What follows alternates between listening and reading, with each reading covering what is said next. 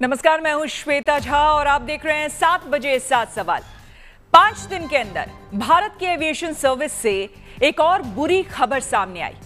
रविवार को उत्तराखंड में एक हेलीकॉप्टर दुर्घटनाग्रस्त हो गया, जिसमें 7 लोगों की मौत हो गई। हेलीकॉप्टर ने केदारनाथ से गुप्तकाशी के लिए उड़ान भरी थी, लेकिन गौरीकुंड में जंगलों में वो हादसे का शिकार हो गया।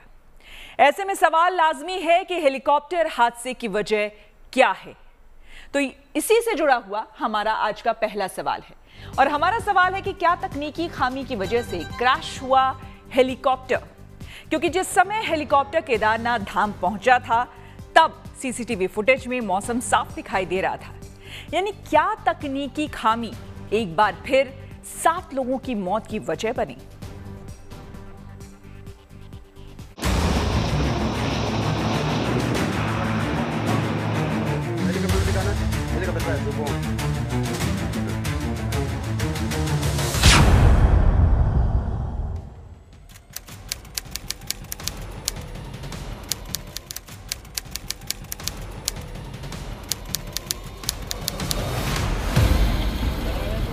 चार दिन के अंदर भारत की एविएशन सर्विस से एक बार फिर बुरी खबर आई।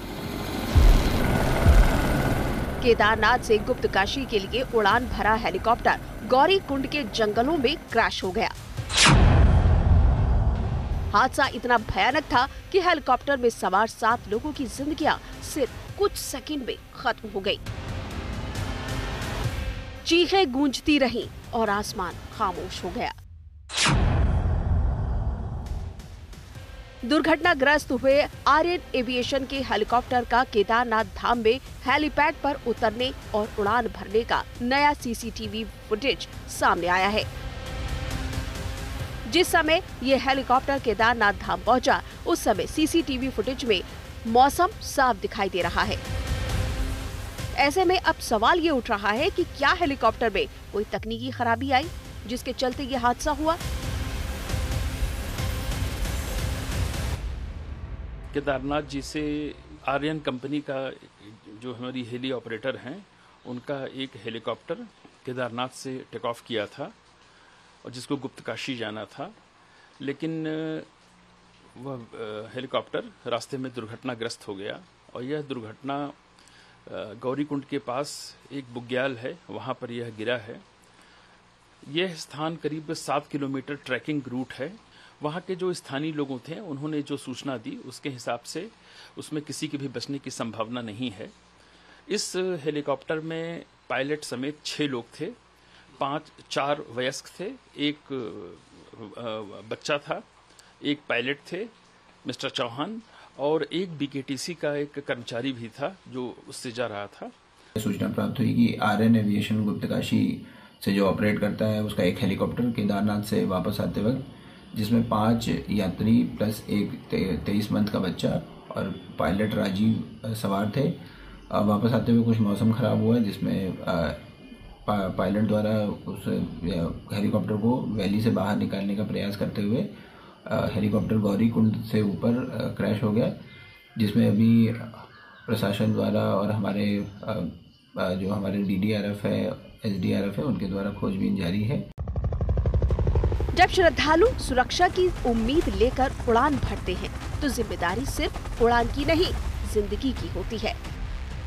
ऐसे में सवाल कई हैं, जिनके जवाब की तलाश के लिए जांच की जा रही है।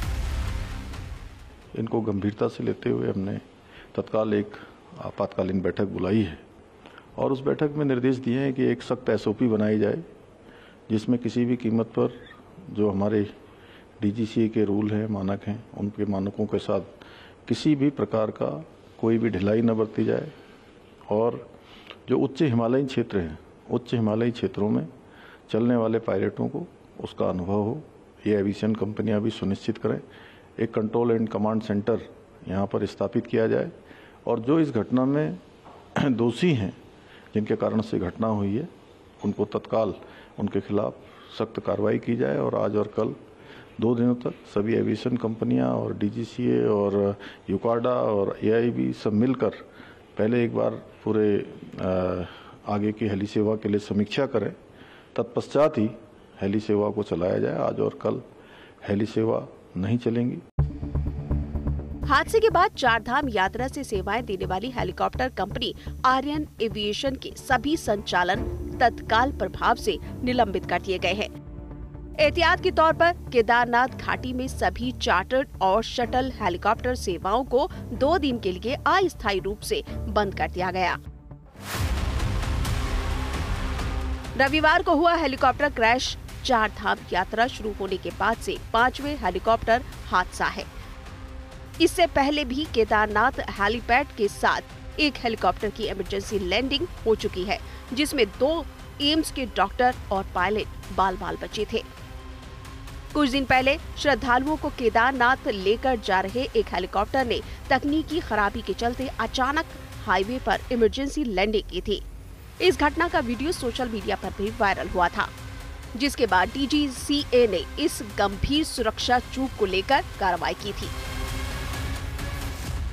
लगातार सवाल उठ रहे हैं कि केदारनाथ में जो हेलीकॉप्टर सर्विस चलाई जा रही है या चारधाम की अगर हम बात करें तो पिछले 1 महीने में ही 5 ऐसी घटनाएं हो चुकी हैं और 13 लोगों की मौत हो चुकी है। गंगनानी में इससे पहले हादसा हुआ था जिसमें 6 लोगों की मौत हो गई थी और अब केदारनाथ में जो हादसा हुआ है उसमें 7 लोगों की मौत हो चुकी है। सवाल उठ रहा है कि क्या ये हेलीकॉप्टर्स जो हैं ये फ्लाइंग कॉफिन्स बनते जा रहे हैं, क्योंकि लगातार जो पैसा यात्री देते हैं केदारनाथ पहुंचने के लिए और उसके बाद भी उनको अपनी जान जो है दांव पर लगानी पड़ती है, तो ये कैसा तीर्थाटन है। अंकित शर्मा के साथ bureau report, good news today. सुबह करीब 5:20 पर हेलीकॉप्टर ने केदारनाथ हेलीपैड से उड़ान भरी। सीसीटीवी फुटेज में केदारनाथ का मौसम साफ दिख रहा है। सीसीटीवी फुटेज में किसी तरह का कोहरा या धुंध नहीं दिख रहा, यानी मौसम की वजह से हादसा होने की संभावना कम हो जाती है। तो क्या हादसे की कोई और वजह थी? हमारा दूसरा सवाल इसी से जुड़ा है और हमारा सवाल है कि क्या हेलीकॉप्टर की तकनीकी खराबी को नजरअंदाज किया गया? क्योंकि अगर मौसम साफ था तो हादसे की वजह क्या हो सकती है? कहीं ऐसा तो नहीं कि हेलीकॉप्टर में पहले से कुछ परेशानी थी, जैसा हेलीपैड पर मौजूद कुछ यात्रियों ने दावा किया। जानना चाहेंगे, आप उस समय मौजूद थे गुप्तकाशी हेलीपैड पे, किस तरह से सॉर्टीज हो रही थी, किस तरह से नियमों का पालन हो रहा था, क्योंकि ये जो घटना है वो कई सवाल खड़े करती है। देखिए, सबसे पहले यहाँ पे कोई अकाउंटेबिलिटी नहीं है, कोई मैनेजमेंट नहीं है, किसी के ऊपर कोई कंट्रोल नहीं है। सारे ऑपरेटर्स अपने मनमानी से ये सब पूरा फंक्शनिंग कर रहे हैं। पूरी पिलग्रिम्स की लाइफ ये स्टेक पे रखी है because there is no accountability in the entire episode. सबसे इंपॉर्टेंट बात, ये जो चॉपर्स उड़ रहे हैं, according to me they should be double engine choppers. जो भी एक भी डबल इंजन चॉपर नहीं उड़ता है, सारे सिंगल इंजन चॉपर्स उड़ रहे हैं। इनकी जो टेक्निकल बैकअप है, कोई इंजीनियरिंग की टीम किसी भी हेलीपैड पे अवेलेबल नहीं थी। वहाँ पे हमारे सामने 2 हेलीपैड्स थे, कहीं और फाटा पे और एक हेलीपैड है। हमारे आंखों से हमने कोई इंजीनियरिंग की टीम वहाँ पे देखी नहीं कि अगर कोई टेक्निकल डिफेक्ट हो जाता है, कोई प्रॉब्लम हो जाती है, तो उसको क्योर करने के लिए जो इमरजेंसी बैकअप चाहिए इंजीनियर्स का, वो पूरा एब्सेंट था। मुझे ऑपरेशन हैंडलर्स के खिलाफ एलिगेशंस नहीं करने, मेरा एलिगेशन बहुत स्पेसिफिक है। बाबा केदारनाथ जी की जो यात्रा है, हर साल लाखों पिलग्रिम्स दूर दूर से आते हैं बाबा जी के दर्शन करने। हर कोई हेलीकॉप्टर अफोर्ड नहीं कर पाएगा। 2 रूट है, या तो हम चल के अगर हम चलते हैं तो आज तक क्या सुविधाएं गवर्नमेंट ने दी है? कुछ भी नहीं। जब लैंडस्लाइड्स हो रही है वहाँ पे कोई प्रोटेक्शन करने के लिए नहीं है, वहाँ पे कोई रुकने का इंतज़ाम नहीं है, वहाँ पे कुछ वॉशरूम का इंतज़ाम नहीं है, छोटे बच्चे हैं, औरतें हैं, ये सब कुछ अगर जो कोई सफ़र कर रहा है, people are left on their own, there is no accountability to the entire episode. अब रही बात चॉपर्स की, they have become flying coffins. हम सुबह 4:45 को हेलीपैड पे रुके थे। हमारे कोई कलीग्स पहले सॉटी से तकरीबन 5 AM in the morning before sunrise they fly to Kedarnath. अब ये जो चॉपर जो उड़ा है उसके बाद ये चॉपर वापस नहीं आता। हम लोग हेलीपैड पे ही खड़े, मोबाइल ऑफ है, हम लोग वहाँ पे रुके थे, हमारे बोर्डिंग पास इशूड थे। 1 घंटा हो गया जब चॉपर वापस नहीं, तो हम थोड़े से क्यूरियस हो गए कि चॉपर वापस क्यों नहीं आ रहा। हमको हैंडलर्स ने बताया नहीं चॉपर कहीं पे फील्ड पे सेफली लैंड हो चुका है, परेशान मत होइए। 6:30 हो गया, हमको किसी ने सच नहीं बताया। 7 बजे तक हम लोग रुके। 2 घंटे के बाद जब न्यूज़ ब्रेकआउट होने लगे तो हमको सच्चाई का पता चला। हेलीकॉप्टर हादसे की जांच में एक और बात सामने आई है। जो FIR दर्ज की गई उसके मुताबिक हेलीकॉप्टर को 6 बजे से 7 बजे के बीच सुबह उड़ने की इजाजत थी, लेकिन वो 5:30 बजे ही हादसे का शिकार हो गया। यानी कि तय समय से पहले ही हेलीकॉप्टर ने उड़ान भर ली थी। हमारा अगला सवाल इसी से जुड़ा हुआ है और हमारा तीसरा सवाल यह है कि क्या प्राइवेट हेलीकॉप्टर कंपनियां सुरक्षा मानकों का पालन नहीं कर रही, यानी कि तय समय से पहले ही ज्यादा से ज्यादा उड़ान के लिए हेलीकॉप्टर उड़ाया जा रहा था, जो नियमों के खिलाफ है। ऑपरेशंस जो होते हैं ये पूरे के पूरे जो टेक्निकल इसका एस्पेक्ट होता है वो मोर और लेस डीजीसीए द्वारा देखा जाता है, और डीजीसीए के द्वारा जो सर्कुलर ऑप्स होता है उसमें क्लियरली डिफाइंड है कि हिल्स में अगर ऑपरेशंस होंगे तो किस तरह से हिल्स में ऑपरेशंस होंगे। जैसे मैंने बताया कि वेदर के लिए भी हमारे द्वारा कार्रवाई की गई है और एटीसी के लिए, और इनफैक्ट अब हम एक सेपरेट फ्रिक्वेंसी के लिए भी हमने एक पत्राचार कर रखा है, क्योंकि अभी हमारी फ्रिक्वेंसी जो है कहीं और से है, तो हम जो हमारा एरिया है उसकी फ्रिक्वेंसी के लिए अलग से एक फ्रिक्वेंसी मिल जाए, सो दैट जो कम्युनिकेशन हमारे पायलट्स के बीच में होता है वो भी ट्रैक हो पाए। एक रिकॉर्डर लगाने की बात हुई है, जिससे कि जो नीचे हमारे हेलीपैड्स हैं और ऊपर जो है उसमें रिकॉर्डर की भी व्यवस्था की बात की गई है, जो कि हम नेक्स्ट आने वाले समय में खरीद लेंगे और उसको भी डिप्यूट कर देंगे। हर साल लाखों श्रद्धालु केदारनाथ जैसे दुर्गम धाम की यात्रा करते हैं। ऐसे में हेलीकॉप्टर सेवाएं उनके लिए एक सहूलियत नहीं, जरूरत बन चुकी हैं। लेकिन जब जब कोई हेलीकॉप्टर हादसे का शिकार होता है तो सवाल उठता है कि क्या इन पहाड़ी इलाकों के लिए मौजूदा नियम काफी हैं। इसी से जुड़ा हमारा अगला यानी कि चौथा सवाल है। हमारा सवाल है कि क्या केदारनाथ जैसे दुर्गम इलाकों में हेली सेवाओं के लिए अलग अलग गाइडलाइंस की जरूरत है।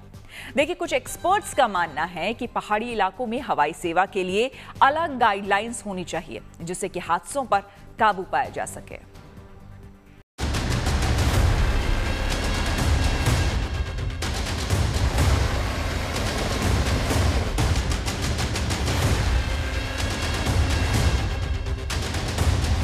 केदारनाथ धाम आस्था का वो धाम जहां लाखों श्रद्धालु भोलेनाथ के दर्शन के लिए पहुंचते हैं। केदारनाथ धाम आध्यात्म का वो द्वार है जहां से करोड़ों लोगों की आस्था जुड़ी है। लेकिन इस आस्था पर अब जिंदगी का खतरा मंडराने लगा है, क्योंकि हर साल बड़ी तादाद में लोग चार धाम यात्रा के लिए हेलीकॉप्टर सेवा प्रयोग करते हैं। लेकिन इन हादसों के बाद लोगों में डर है कि कहीं उनके साथ हादसा न हो जाए, क्योंकि ये पहली बार नहीं है जब केदारनाथ धाम में हेलीकॉप्टर दुर्घटनाग्रस्त हुआ। इससे पहले भी कई बार केदारनाथ धाम इस तरह के हादसे देख चुका है। केदारनाथ के पास एक महीने में ये दूसरा हादसा है। इससे पहले 17 मई और 7 जून को भी हादसे हुए। 7 जून को हाईवे पर इमरजेंसी लैंडिंग करवाई गई। इस लैंडिंग में हेलीकॉप्टर के साथ साथ हाईवे पर खड़ी कार को भी नुकसान पहुंचा।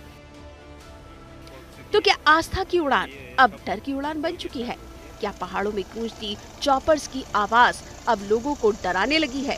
पिछले कुछ वर्षों में जिस तरह से पवित्र धाम हादसों का गवाह बना है, उससे सवाल उठता है कि क्या केदारनाथ में भक्तों की जान सुरक्षित है? क्योंकि हर बार हादसों के बाद जांच होती है, रिपोर्ट तैयार की जाती है, लेकिन हेलीपैड वही है, नियम वही है और लापरवाही भी वही है। डीजीसीए जो है वो ऑपरेटर्स के ऊपर इतना ज़्यादा प्रेशर डालता है। आईआरसीटीसी की जब आपने बात की है ट्रेन्स की, वो जो आईआरसीटीसी पे बुकिंग होती है, ऑपरेटर के पास 60 से 70 सीटें होती हैं एक दिन में, मगर हमारे ऊपर इतना प्रेशर होता है ऑपरेटर्स के ऊपर कि वो 110 से लेकर 150 के करीब की एक दिन की टिकट्स बुक कर देता है। तो बहुत ज़्यादा कमर्शियल प्रेशर रहता है।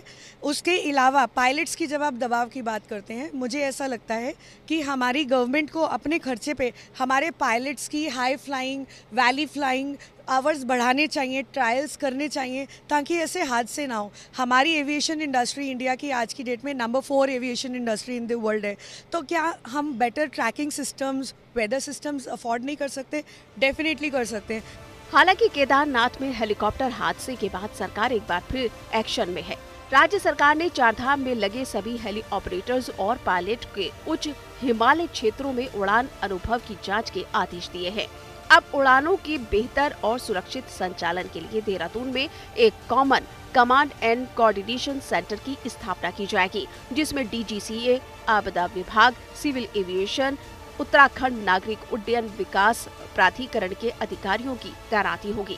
इसके अलावा डीजीसीए के केदारनाथ वैली में हेलीकॉप्टर उड़ानों को भी पाबंदी से मॉनिटर करेगा। इस दुर्घटना ने एक बार फिर चारधाम यात्रा के दौरान हेलीकॉप्टर सेवाओं की सुरक्षा और खराब मौसम में उड़ानों की अनुमति पर सवाल खड़े कर दिए हैं। सरकार अब इस दिशा में कड़े दिशा निर्देश जारी करने की तैयारी कर रही है। अंकित शर्मा के साथ bureau report, good news today. Lucknow airport पर एक बड़ा हादसा टल गया। सऊदी एयरलाइंस का विमान जैसे ही लैंड हुआ, उसके टायर से चिंगारी निकलती देखी गई। फौरन एयर ट्रैफिक कंट्रोल को अलर्ट किया गया। रनवे पर इमरजेंसी सर्विस तैनात की गई और 250 यात्रियों की जान बचा ली गई। हमारा अगला यानी कि 5वां सवाल इसी से जुड़ा है। हमारा सवाल है कि लखनऊ एयरपोर्ट पर टायर से निकल रही चिंगारी किसी बड़े हादसे की चेतावनी है? ये जानना बेहद जरूरी है, क्योंकि गनीमत रही कि 250 लोगों की जान बच गई। अगर ये आग हवा में रहते लगी होती तो बड़ा हादसा हो सकता था।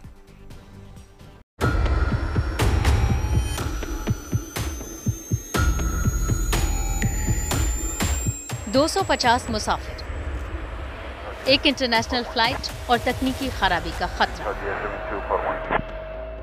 अगर जरा सी देर होती या जरा सी चूक होती तो सोचिए कितना खतरनाक हादसा हो सकता था। सऊदी एयरलाइंस की फ्लाइट 250 यात्रियों को लेकर लखनऊ पहुंची थी। लैंडिंग तो हो गई, लेकिन विमान के पहिए से चिंगारी और धुआं निकलने लगा, जिसके बाद अफरा तफरी मच गई। इमरजेंसी सर्विस को एक्टिव किया गया। फायर ब्रिगेड मौके पर पहुंची। फायर ब्रिगेड की टीम ने फोम और पानी का उपयोग कर 20 मिनट में आग पर काबू पा लिया, जिसके बाद विमान को पीछे धकेला गया और टैक्सीवे पर ले जाया गया, जहां सभी यात्रियों को सुरक्षित बाहर निकाला गया। सऊदी एयरलाइंस का विमान SV3112 शनिवार को रात 10:45 पर जद्दा एयरपोर्ट से रवाना हुई थी और रविवार को सुबह 6:30 बजे लखनऊ एयरपोर्ट पहुंची। एयरपोर्ट सूत्रों के अनुसार लैंडिंग के बाद बाएं पहिए से धुआं और चिंगारी निकलती देखी गई। लखनऊ एयरपोर्ट पर एक बड़ा विमान हादसा टल गया है। सऊदी अरेबिया से आई फ्लाइट के टायर में चिंगारी उठी और उसके बाद धुआं उठा। गनीमत रही कि पायलट ने सही समय पर प्लेन को लैंड किया, जिसके बाद एयरपोर्ट अथॉरिटीज़ के लोग पहुंचे और आग को बुझाया गया। आप तस्वीरों में अगर देखेंगे, हम इस वक्त लखनऊ एयरपोर्ट पर हैं और सामने आपको वो रनवे दिखा रहे हैं जहां पर तमाम फ्लाइट्स आती हैं, और वैसे ही एक रनवे पर सऊदीया की फ्लाइट भी आई थी जो जेदा से लगभग 240 पैसेंजर्स को लेकर आई थी। कुल मिलाकर जो खबर है वो ये है कि सुबह लैंडिंग के बाद टैक्सीवे पर जाते वक्त सऊदी अरेबिया एयरलाइंस के विमान के बाएं पहिए से चिंगारी और तेज धुआं उठने लगा। ये विमान जेदा से हज यात्रियों को लेकर पहुंचा था। इसके बाद पायलट ने एयर ट्रैफिक कंट्रोलर को सूचना दी। इसके बाद तुरंत फायर टीम ने मौके पर पहुंचकर फोम और पानी डालकर स्थिति को काबू पा लिया। इसके बाद सभी यात्रियों को सुरक्षित निकाला गया। हालांकि पायलट ने हाइड्रोलिक सिस्टम में अचानक लीकेज के कारण हुई समस्या के बावजूद विमान को सुरक्षित रूप से लैंड करने में कामयाबी हासिल की, लेकिन कुछ समय के लिए सभी की सांसें अटक गई। आखिरी वक्त में जब जहाज लैंड कर गई, उसके बाद में ये लगा कि जैसे कि इमरजेंसी ब्रेक मारी गई हो, एक झटका लगा बस उसके बाद कुछ नहीं, बाकी सब नॉर्मल था। बिल्कुल बस नहीं, कोई लड़ा उड़ा नहीं, बस खाली वैसे लगा कि जैसे ब्रेक तुरंत मार दी गई होगा। जो है उसमें करीब 284 लोग हाजी लोग सवार थे, बाकी स्टाफ के थे, और 6:30 बजे उसको लैंड करना था। आ भी गया था टाइम से अपने, और बिल्कुल पहुंचने वाला था, वहाँ लैंडिंग होनी थी, और अचानक से ड्राइवर ने इमरजेंसी ब्रेक लगा दी, तो हम लोगों सारे लोगों के सर जो है आगे सीट में लड़ गए। कोई ऐसा नहीं जिसका जो है सर ना लड़ा। हम लोग फिर घबरा के हमने कहा क्या हो गया। फिर जो है मालूम हुआ कि फौरन फायर ब्रिगेड की गाड़ी आई। मालूम हुआ कि टायर से धुआं निकलने लगा, तो उन्होंने पाइप वाइप लगा के उसको जो है कंट्रोल किया।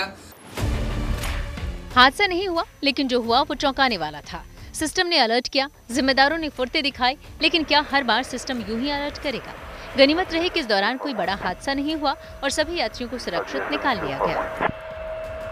लखनऊ से समर्थ श्रीवास्तव के साथ bureau report, good news today. Hong Kong से दिल्ली आ रहा एयर इंडिया का बोइंग 787 बीच रास्ते से तकनीकी खराबी के दावे के बाद लौट गया। विमान के टेक ऑफ के कुछ ही देर बाद पायलट तकनीकी खराबी का हवाला उसने दिया। उसने कहा कि हम लौटना चाहते हैं, और विमान कुछ ही देर बाद वापस लौट गया। ऐसे में एक बार फिर से बोइंग 787 एयरक्राफ्ट पर सवालिया निशान उठ रहे हैं। हमारा अगला यानी कि 6वां सवाल इसी से जुड़ा है, और हमारा सवाल है कि ड्रीमलाइनर विमान में फिर आई गड़बड़ी। क्या खामियों को लेकर गंभीर नहीं है एयरलाइंस कंपनियां? क्योंकि पहले ही यही एयरक्राफ्ट अहमदाबाद में क्रैश हुआ। अब यही विमान हांगकांग से दिल्ली के लिए उड़कर तुरंत वापस लौट गया। इंडिया विमान हादसे के बाद से ही जहाजों में तकनीकी खराबियों की खबरें लगातार आ रही हैं। बीते 24 घंटे में ही लखनऊ एयरपोर्ट पे सऊदी एयरलाइंस के एक जहाज की लैंडिंग के दौरान तकनीकी खराबी का मामला सामने आया है। साथ ही हांगकांग से दिल्ली के लिए उड़ान भर रही एयर इंडिया की एक फ्लाइट को आधे रास्ते से ही वापस हांगकांग भेजना पड़ा। असल में 15 जून को सऊदी एयरलाइंस का एक जहाज 250 हज पिलग्रिम्स के साथ लखनऊ के चौधरी चरण सिंह एयरपोर्ट पर लैंड कर रहा था, जिस वक्त पायलट को यह अंदेशा हुआ कि जहाज में कोई टेक्निकल खराबी है। लैंडिंग के दौरान जो लैंडिंग के लिए टायर्स इस्तेमाल होते हैं प्लेन के अंदर, उससे स्मोक और स्पार्क निकल रहा था, जिसके बाद अथॉरिटीज और एटीसी को इसके बारे में अलर्ट किया गया। अथॉरिटीज ने जाके पूरे मामले को संभाला और यह अंदेशा जताया जा रहा है कि संभवतः हाइड्रोलिक सिस्टम में किसी लीकेज की वजह से ये तकनीकी खराबी आई थी। हालांकि सभी पैसेंजर्स को सेफली लखनऊ एयरपोर्ट पे उतार दिया गया था और उसके बाद अथॉरिटीज और जो कंसर्न्ड एजेंसीज होती हैं उस टेक्निकल स्नैग को ठीक करने में लग गई थी, तकनीकी खराबी को ठीक करने में लग गई थी। आज एक और मामला एयर इंडिया के हांगकांग दिल्ली फ्लाइट में ऐसा ही रिपोर्ट हुआ। जब हांगकांग से फ्लाइट ने दिल्ली के लिए टेक ऑफ किया, उसके बाद पायलट को किसी टेक्निकल खराबी का अंदेशा हुआ और प्रिकॉशनरी सेफ्टी मेजर के तहत पायलट ने उस जहाज को वापस हांगकांग की तरफ मोड़ लिया। हांगकांग में जब जहाज उतरा तो सभी पैसेंजर्स को उतार दिया गया और उसके बाद एयर इंडिया की टीम और जो टेक्निकल टीम सेफ्टी मेजर्स को चेक करने के लिए होती है, उसने जहाज की पूरी डिटेल्ड सिक्योरिटी चेक और सेफ्टी चेक की प्रक्रिया को शुरू कर दिया। भारत में अगर देखा जाए तो अभी सालाना 17 करोड़ लोग तक हवाई सफर कर रहे हैं। आपको बता दें, हवाई यात्रा जो कि हमेशा दूसरे सफर के मुकाबले सुरक्षित मानी गई है, लेकिन पिछले कुछ दिनों में हवाई सफर पर खतरा मंडराने लगा है। एक के बाद एक हवाई हादसे सामने आ रहे हैं। हर बार राहत की सांस तो मिलती है, लेकिन जवाबदेही गायब रहती है। हमारा आखिरी यानी कि 7वां सवाल इसी से जुड़ा हुआ है और हमारा सवाल है कि लगातार हो रहे हवाई हादसों के लिए एविएशन इंडस्ट्री में जवाबदेही तय होगी, क्योंकि आखिर किसी को तो जिम्मेदारी लेनी पड़ेगी। क्या अब वक्त नहीं आ गया है कि जब एविएशन इंडस्ट्री की जिम्मेदारी तय की जाए, या फिर टेक्निकल फेल्योर, मेंटेनेंस की चूक या ऑपरेशनल लापरवाही पर सख्त एक्शन लिया जाए? अभी हमारे ऑपरेशंस 22 जून तक हैं। नॉर्मली जैसे पिछले सालों में भी होता है, बरसात के टाइम पे हम ऑपरेशंस बंद कर देते हैं और 2 महीने का गैप होता है ये। और 2 चॉपर्स हम इसलिए रखते हैं कि अगर कोई बहुत ही असक्षम है जाने के लिए ऊपर, तो वो 2 चॉपर हम 2 ऑपरेटर से रिक्वेस्ट करते हैं कि वो 2 चॉपर वहाँ पे रख दे। लेकिन एज ऑफ नाउ हमारे 22 जून तक हैं। उसके बाद जो हमें अभी गैप मिल रहा है, उसके अंदर जैसे मैंने बताया कि समिति का गठन भी हो गया है, जो कि सारे एस्पेक्ट्स को देखते हुए कि अब नेक्स्ट राउंड ऑफ ऑपरेशन हम किस तरह से स्टार्ट करें, कैसे रिज्यूम करें और क्या रेस्ट्रिक्शंस लगाएं कि ये जो हादसे हुए हैं वो कभी आगे भविष्य में ना हो।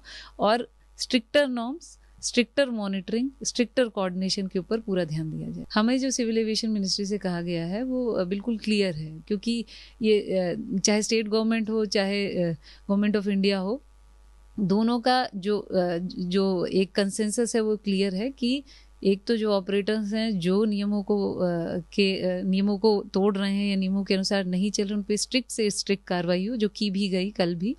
और दूसरा कि अब जो ऑपरेशंस हो रहे हैं वो विदाउट टेकिंग एनी रिस्क बहुत ही कंट्रोल्ड मैनर में हो, जिससे कि भविष्य में इस तरह का कोई भी दुखद हादसा ना हो। इसी के साथ 7 बजे 7 सवाल में मेरे यानी कि श्वेता झा के साथ फिलहाल इतना ही। देश दुनिया की तमाम पॉजिटिव खबरों के लिए देखते रहिए गुड न्यूज टुडे।